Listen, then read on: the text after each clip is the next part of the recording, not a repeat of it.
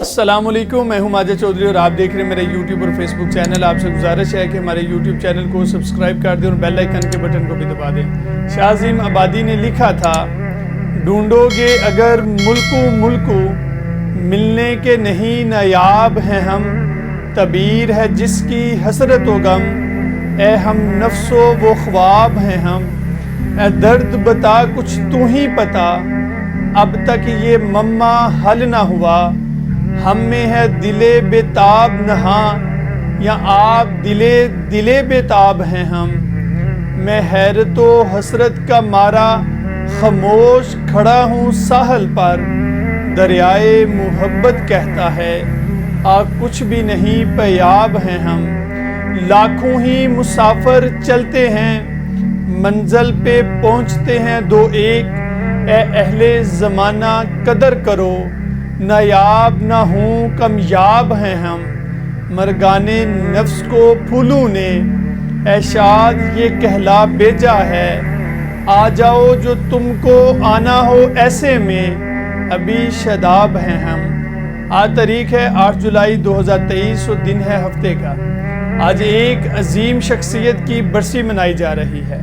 اگر پاکستانی قوم سے انسانیت کی خدمت کی بدولت لوگوں کے دلوں میں گھر کرنے والے محسن کا نام معلوم کیا جائے تو وہ عبدالستار عیدی کے علاوہ اور کوئی نہیں ہو سکتا۔ یہ مسجد بنائیں گے لیکن غریب کو روٹی نہیں کھلائیں گے۔ آپ اللہ کی سوچ رکھتے ہیں تو اللہ آپ کے پیچھے، میں بھی ان کے ساتھ پورے کا پورا تعاون رہے گا اور ہمیشہ میں دعا کرتا رہوں گا اور اللہ ان کو کامیاب کرے گا اور یہ اس پر ڈٹ کے جنہوں نے زندگی کی رنگینیوں سے کنارہ کش ہو کر اپنے آپ کو انسانیت کی فلاح و بہبود کے لیے وقف کر دیا، ان کی شخصیت پر والدہ کی تربیت و مزاج کا گہرا اثر تھا۔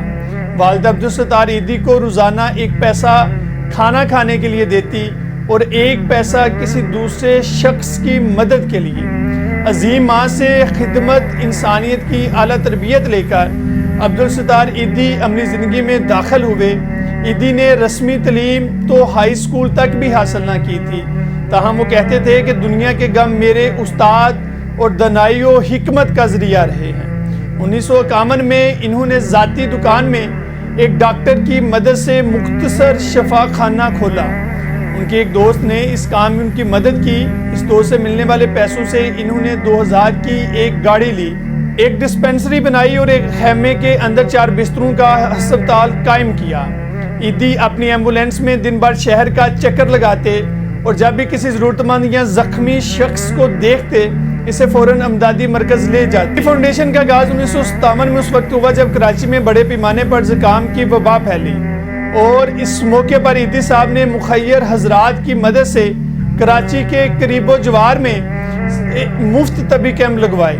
ان کے کام سے متاثر ہو کر مخیر حضرات نے انہیں خطیر رقم کا عطیہ کیا، جسے دیانتداری سے استعمال کرتے ہوئے انہوں نے وہ پوری عمارت خرید لی جہاں ڈسپینسری قائم تھی۔ اسی عمارت میں انہوں نے ایک زچہ خانہ اور نرسوں کے لیے تربیتی ادارہ قائم کیا۔ وہیں ان کی ملاقات نرس بلقیس سے ہوئی، جن سے انہوں نے 1965 میں شادی کر لی اور ان کے 2 بیٹے اور 2 بیٹیاں پیدا ہوئے۔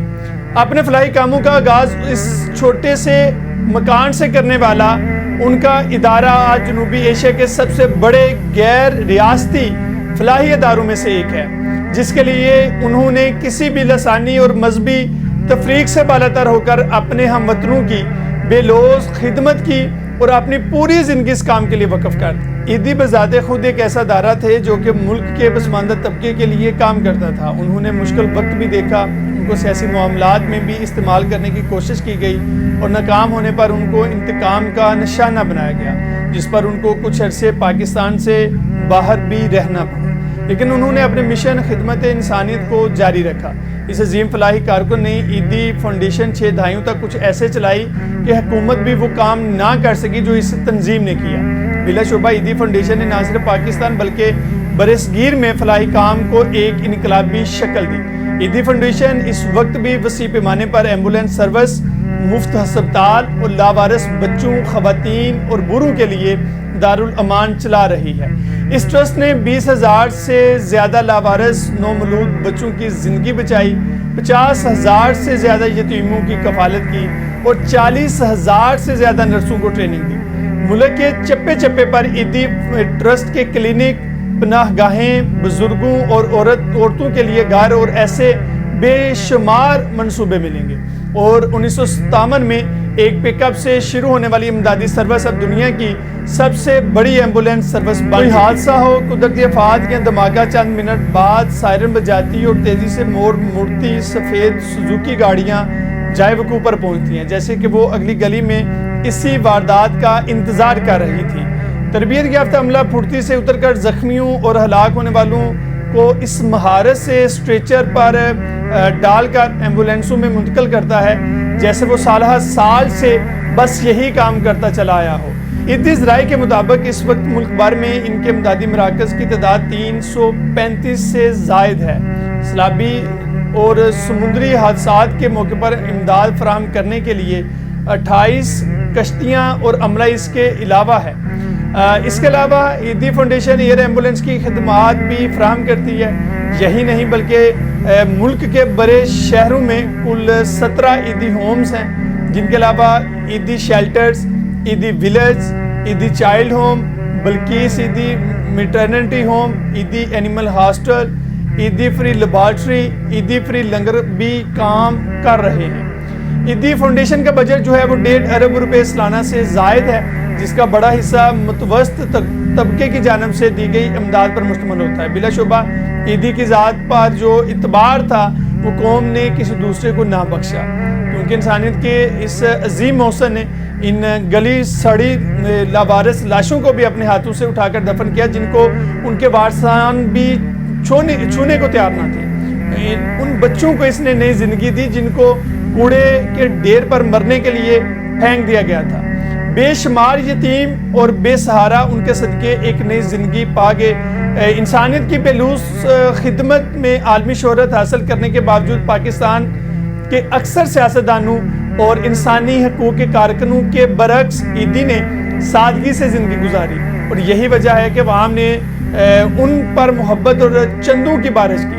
وہ انتہائی معمولی قمیص شلوار پہنتے تھے، ان کے پاس ملیشیا کے سستے ترین کپڑوں کے 2 جوڑے تھے، ایک میلا ہو جاتا تو دوسرا پہن لیتے تھے، لیکن ان کے پاس جوتوں کا ایک ہی جوڑا تھا اور وہ 20 سال اسی کو استعمال کرتے رہے۔ عبدالستار عیدی نے اپنی زندگی میں اس بات کو یقینی بنا دیا تھا کہ وہ اپنے پیچھے ایک ادارہ چھوڑ جائیں جو ان کے بعد بھی انسانیت کی فلاح کے لیے کام کرتا رہے۔ آج عیدی ہم میں نہیں ہیں، مگر ان کے اہل خانہ اور عیدی فاؤنڈیشن کے کارکنان کا مشن آگے بڑھا رہے ہیں۔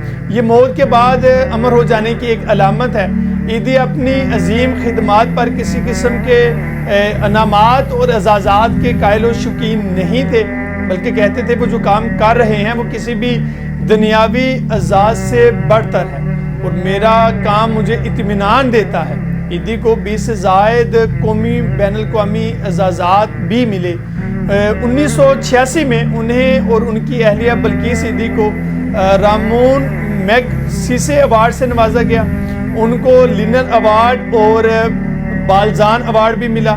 1989 میں انہیں حکومت پاکستان نے اعلیٰ ترین سول ایوارڈز میں سے ایک نشانے امتیاز سے بھی نوازا۔ انسانیت کے عظیم فادر خدمت کی بدولت انہیں امریکی جرائد میں کے خطاب سے بھی نوازا گیا۔ ٹریسا آف پاکستان، اس کے علاوہ گنیز ورلڈ ریکارڈز میں ان کا نام دنیا کی سب سے بڑی ایمبولینس سروس چلانے کے باعث شامل ہے۔ آج عیدی صاحب تو ہم میں نہیں، مگر ان کی عظیم خدمات کی بدولت ان کا نام پاکستان میں ہمیشہ زندہ رہے گا۔ سڑک پر چلتی ہوئی ہر عیدی ایمبولینس ہمیں ان کی یاد دلاتی رہے گی، اور ہمارے دلوں سے ان کے لیے دعائیں نکلتی رہیں گی کہ اللہ تعالیٰ ان کی مغفرت فرمائے اور ان کے درجات بلند کرے۔